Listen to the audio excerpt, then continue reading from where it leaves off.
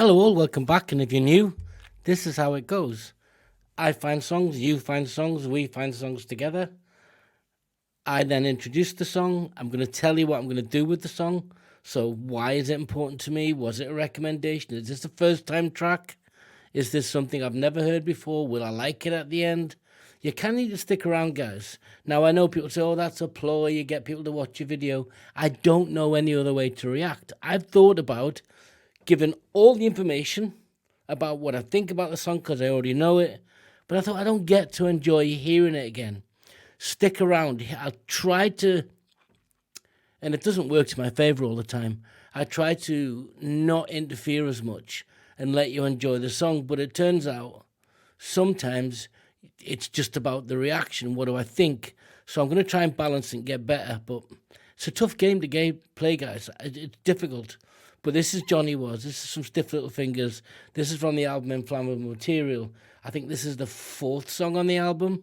But there's three other reactions I've done to Stiff Little Fingers. No, two actually. Alternative Ulster. Suspect Device and Wasted Life. And Alternative Ulster. So this is the fourth one. Such an important album. We'll get into that. Why? Where was I in 79? Where were you in 79?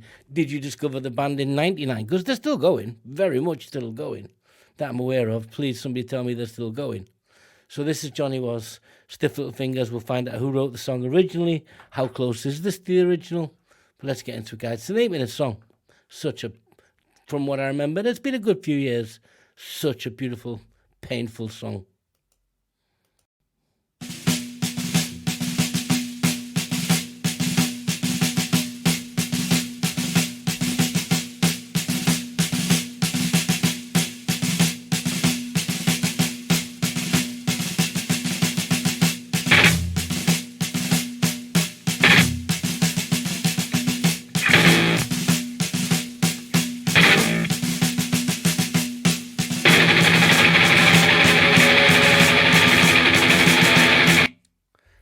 There's been an artist recently that's rightfully gaining massive notoriety and respect on the internet, and that's Ren. And I think in Jenny and Screech's Tale, he uses the guitar to symbolize the effect of a gun. And they've just done that. But they've added another layer to that, which is that drumming, which has, if you're history versed or if you know your music or if you've listened to all types of music, that drumming was definitively linked to, well, it is still, it's a military. In this case, it would be paramilitary. It's that drumming. So it's setting the scene. It's literally just with the introduction, with the drums and that sound of what you're going to be introduced to in this song is that. And that's what I want to get into now. Tell me if you think I'm wrong, guys.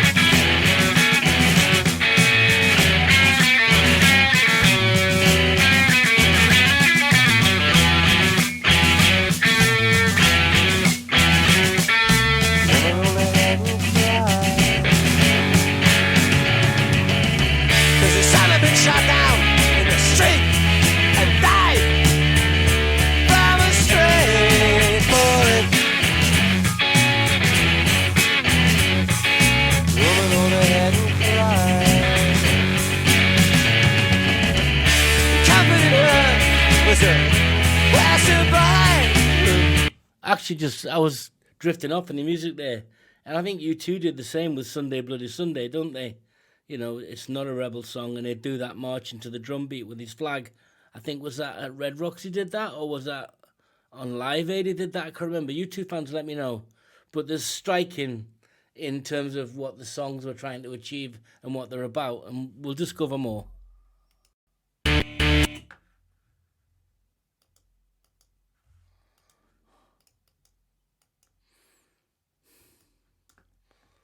Oh, we've got a freezing problem here.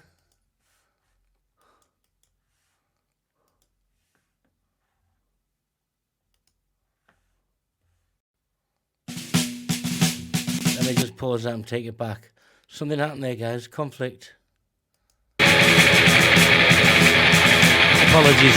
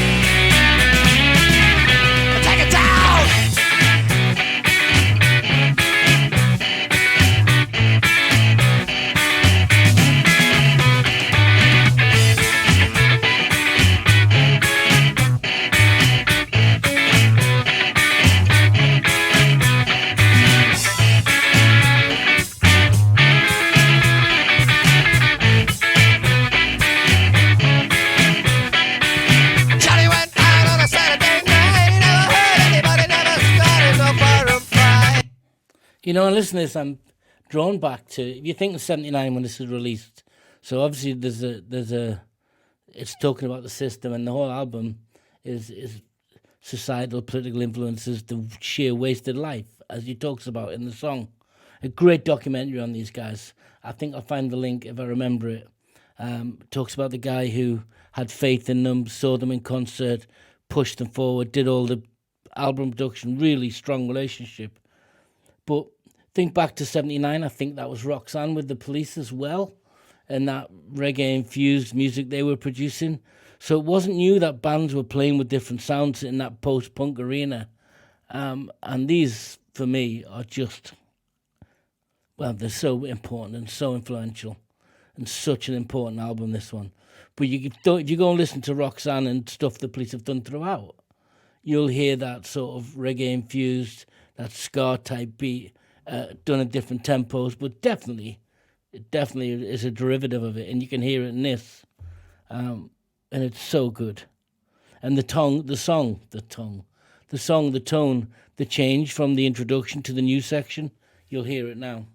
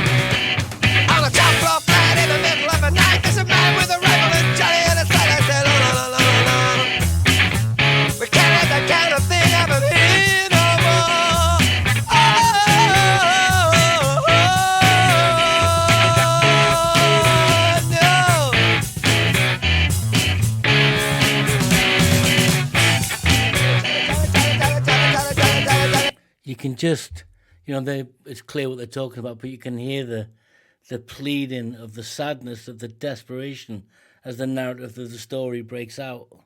The story, the vocals at the beginning were very much introductory. There was some anger in there. Now it's just the events happened and there's pure desperation. And that'll be for real from those guys in that band. They weren't doing, this was how he was feeling. This is how he was singing. You can feel that in that. And punk did that quite a lot, actually. Punk would be raw when it was top of the tree. It was raw, but you could hear it. You could feel it. Yeah. And this is that punkish vibe, but it's more post. It's definitely more tuned to musical structure than anything else. But so, well, we'll talk about it at the end.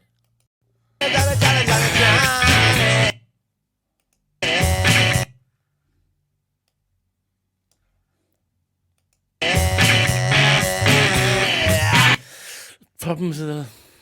Let's go forward.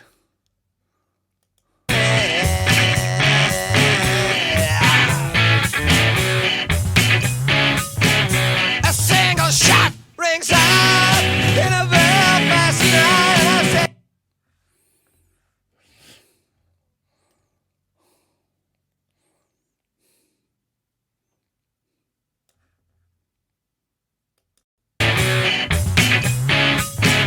A single shot rings out.